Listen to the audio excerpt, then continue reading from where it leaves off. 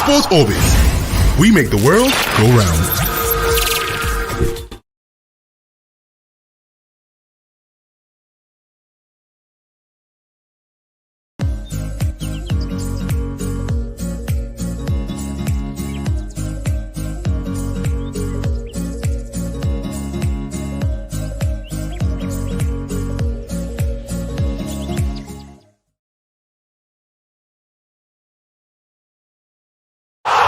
Sports Orbit. We make the world go round. Hello and welcome yet to another edition of Sports Orbit right here on the Leadership Podcast studio. My name is Olawale Ayeni and I'll be your host for today. Alpha, welcome on the show today. Always a pleasure to be here. Of course, we have the sport editor, Leadership newspaper, Mr. Salifu. How are you doing today? I'm fine, thank you.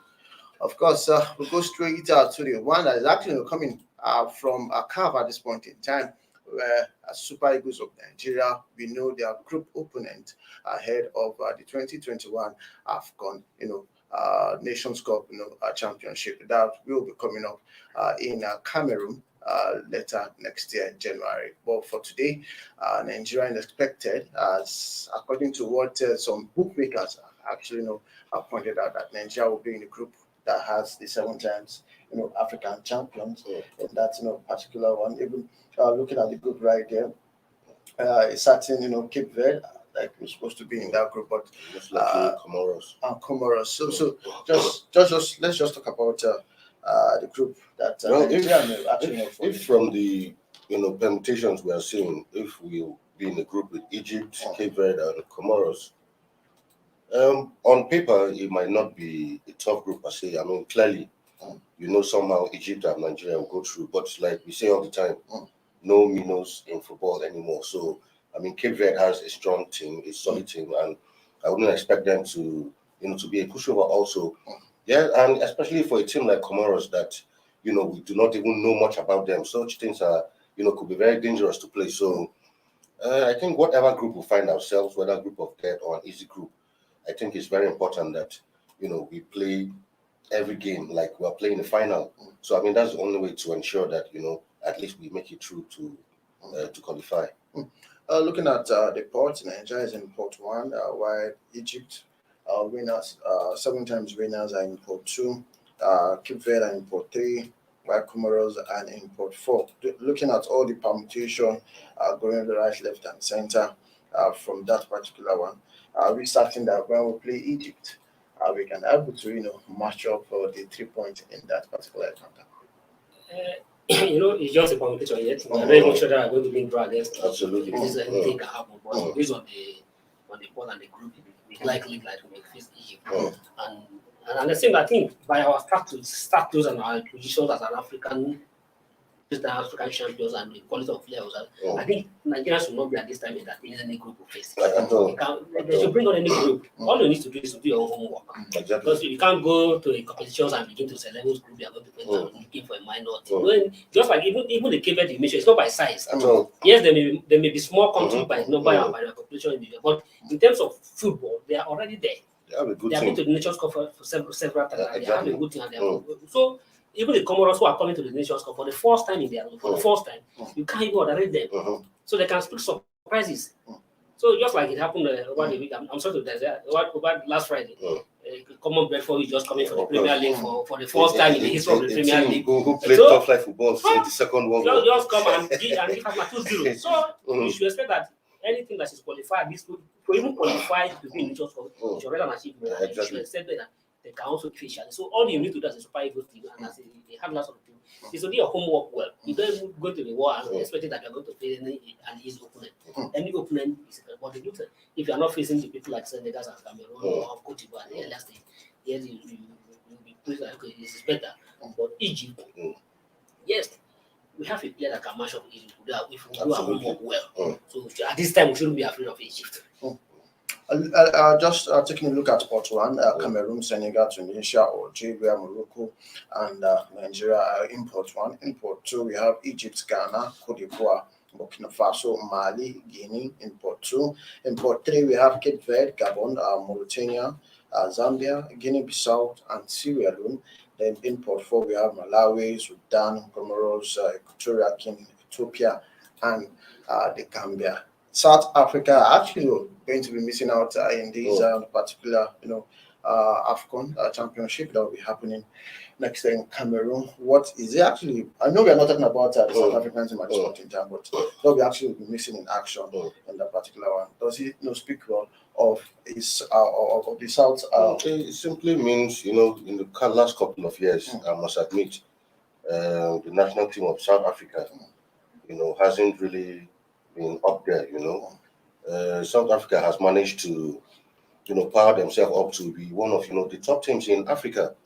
And, their national team, funny enough, is not replicating the kind of performances that their club sides have been, putting up in the last couple of years. So it was actually a shocker for me that South Africa couldn't even make it, to the AFCON from their group. And I mean, on paper, they're supposed to be the strongest team in that zone. So it was really a huge shock for that they couldn't even qualify for AFCON this time around. So I really think their football has kind of gone down. So I really don't know what happened. So in fact, they even had to fire the coach and bring in a new coach. So we hope that, as the qualifiers for the World Cup start, maybe hopefully they should be able to make it to Qatar next year. But they have a good, they have a good home-based league. And what is really happening to the South African at this point in time? South Africa teams, sometimes I don't even understand. Ordinarily, in terms of structures, facilities, South Africa is already up there. Of course. And when you talk of football, they have the best local league in Africa. They have the best local league, one of the best local league in Africa. One of the best local league in Africa. But unfortunately, oftentimes most of our players also play in the local league, and that ordinarily supposed to give them edge against other teams. But unfortunately, sometimes they go understand also.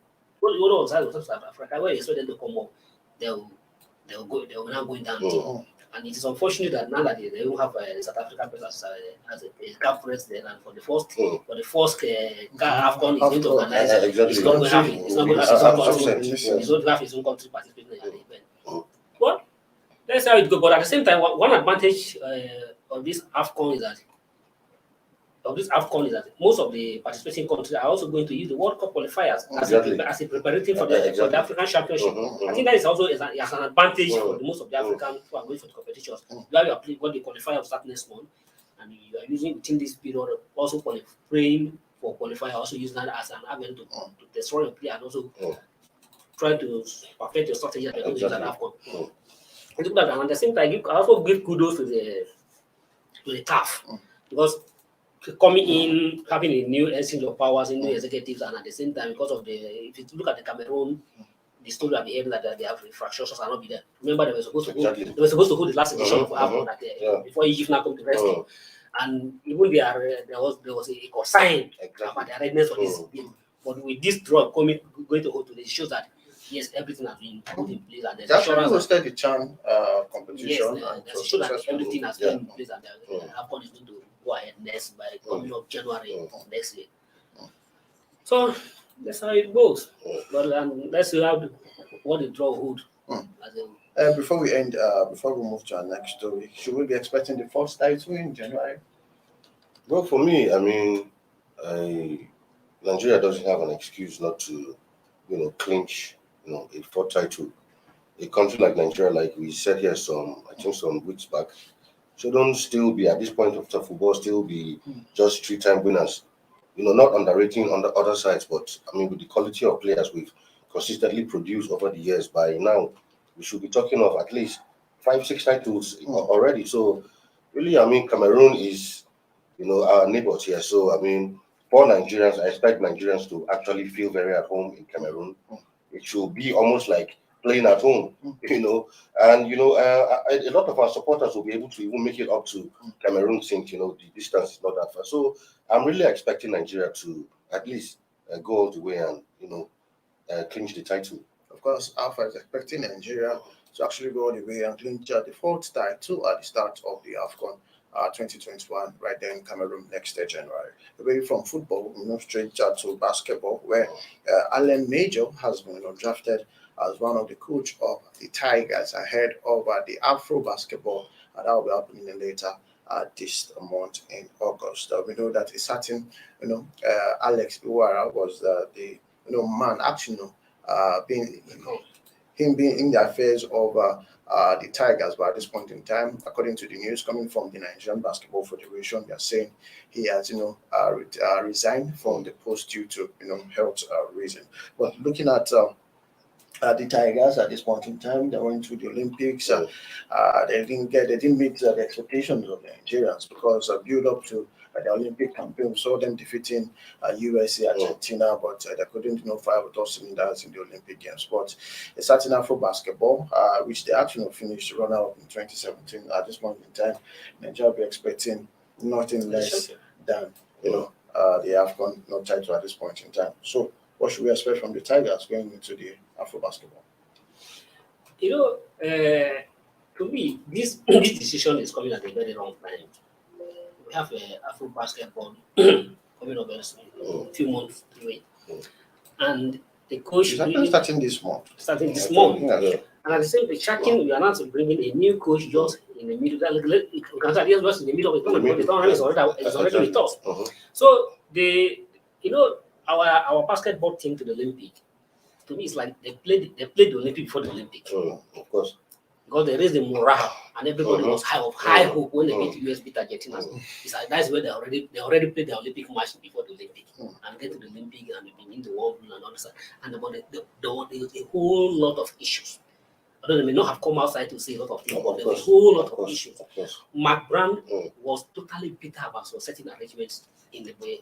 He came out to express his pleasure actually in the basketball leadership and arrangement. For instance, the president of the basket, the president of Kida was not even around when all those things were playing on. It was after they played the match before Kida now have to come to the Olympic. And at the same time, there were many issues that were unresolved within the basketball team. Exactly. The coach came with although allegedly he came with a whole lot of backroom staff, about 16 of them. And in Olympic, we are coming to the Olympic with just 60 athletes. And this is athletes you are going to participate about almost 10 sports.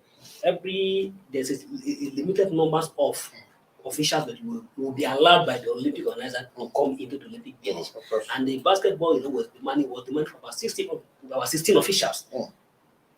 Was demanding for about 16 officials. That's why it was complete that most of his assistant coaches were not around. Nigeria went to the Olympic with just 60 athletes. 60 athletes participating in 10 sports, and most of the other 10 sports also have unofficials and coming big. For instance, you can't compare Nigeria with the US team. He was saying that the US team come with a whole lot, the US basketball come with a whole lot of officials, but the numbers of the athletes US went to the Olympic is almost 3 times of what the Nigeria went to. And then also that means they have a liberty to come in with more officials compared to Nigeria. And if you are demanding to have 60 officials, what of other sports, other events? How many officials were there? And there's a limited number that will be allocated to Nigeria to come with officials.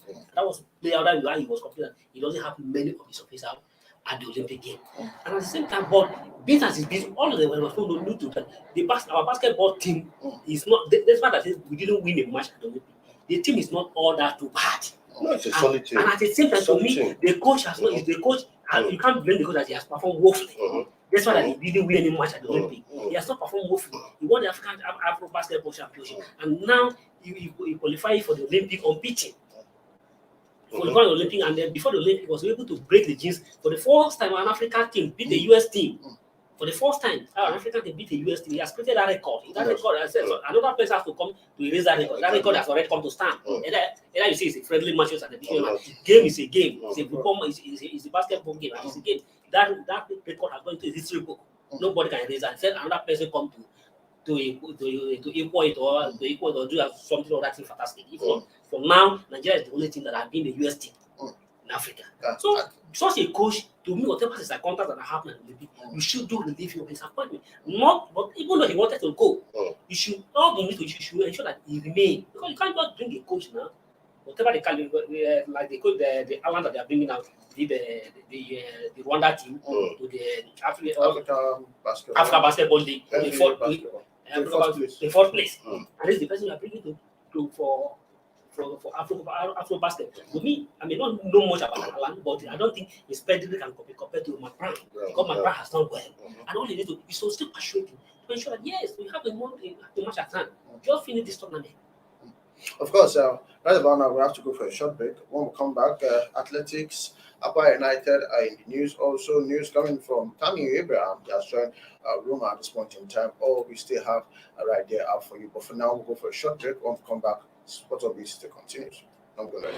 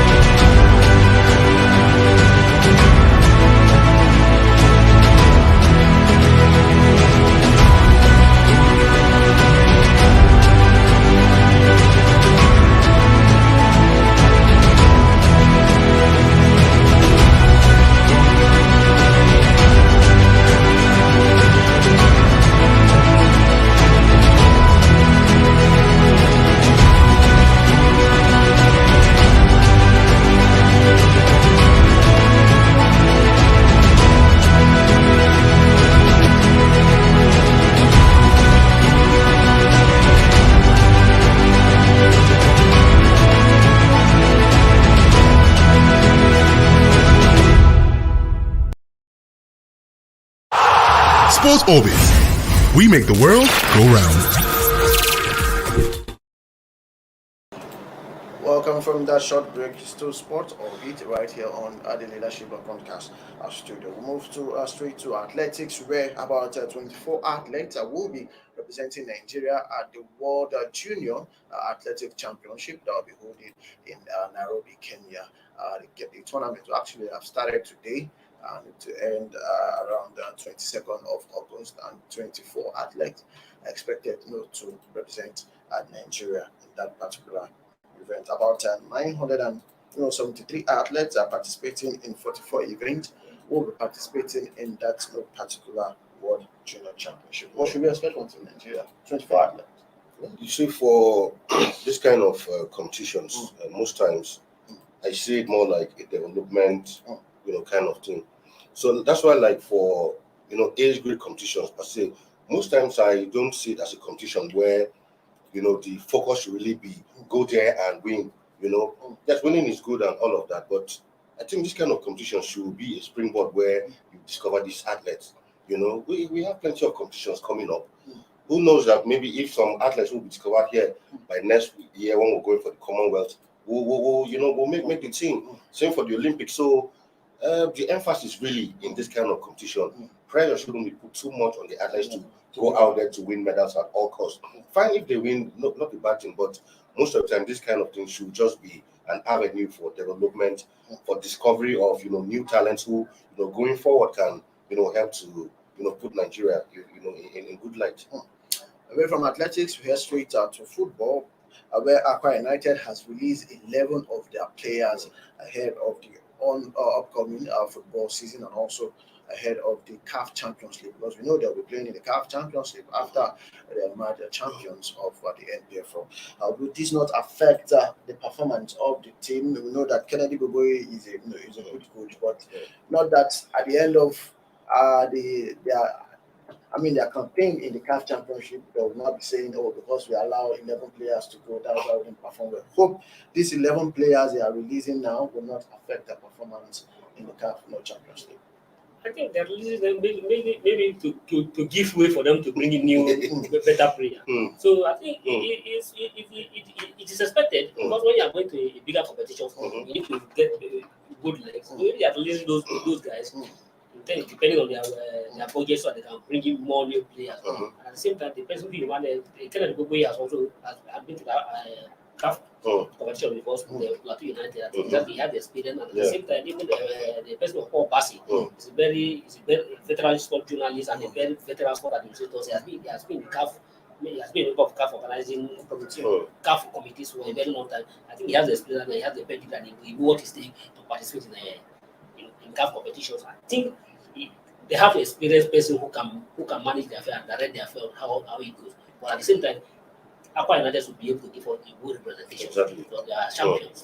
Of course, we should see Aqua United giving us a good representation because last season the likes of Yimba that we actually banked all our hopes on. They didn't actually get to do in the continent. But away from that, we head straight to the news coming from Bayelsa at this point in time that the governor, talking about Dore Diwe, has actually splashed money on Blessing Obulududu and the ITO Cup FA Cup champions. The Blessing Obulududu won the silver for Team Nigeria to just recently concluded Tokyo Olympic Games, and Bayelsa United and Bayelsa Queen emerged champions of the ITO Cup 2021. Looking at the gesture of the governor, is it welcome development? I mean, commendable if you ask me.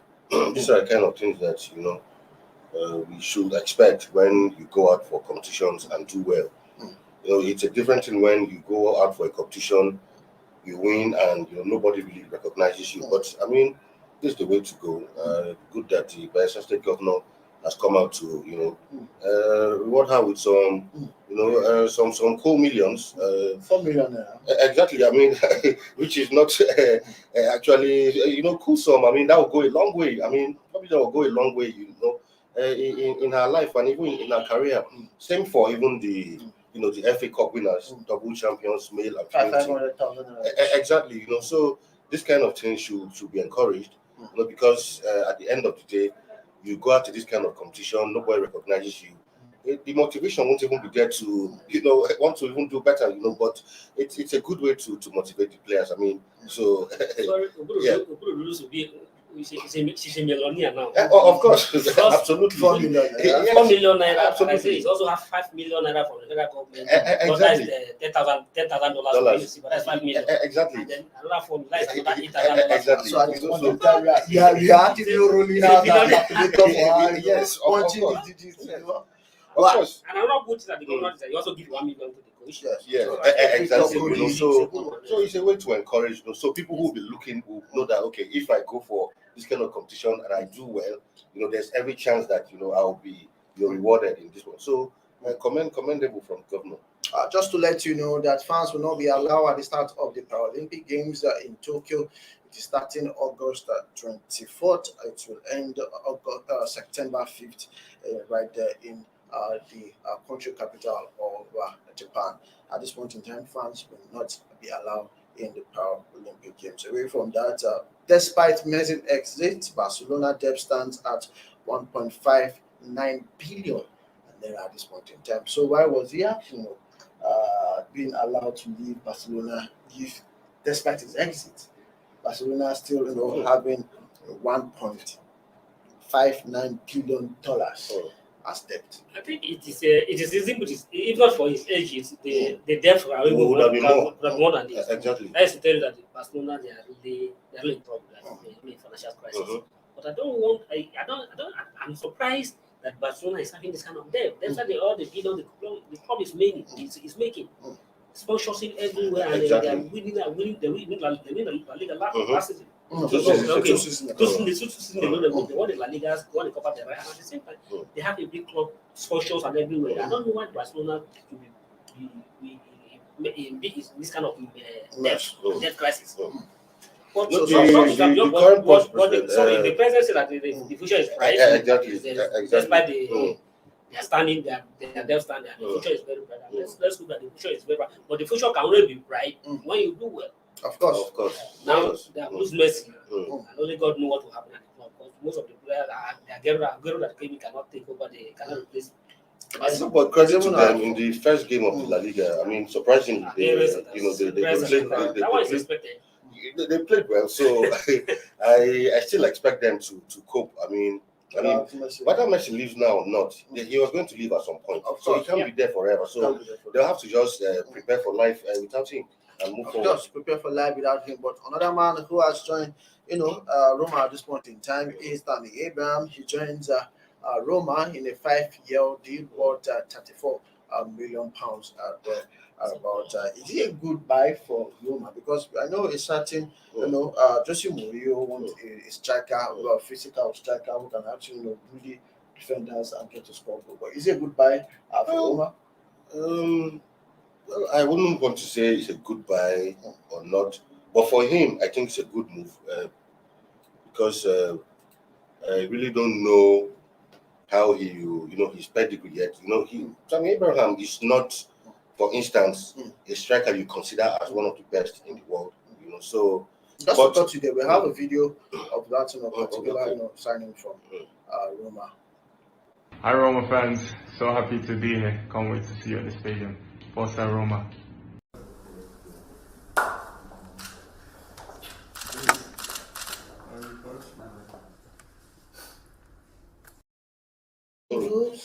No goals. I mean, somehow Mourinho always has a way of bringing the best out of players.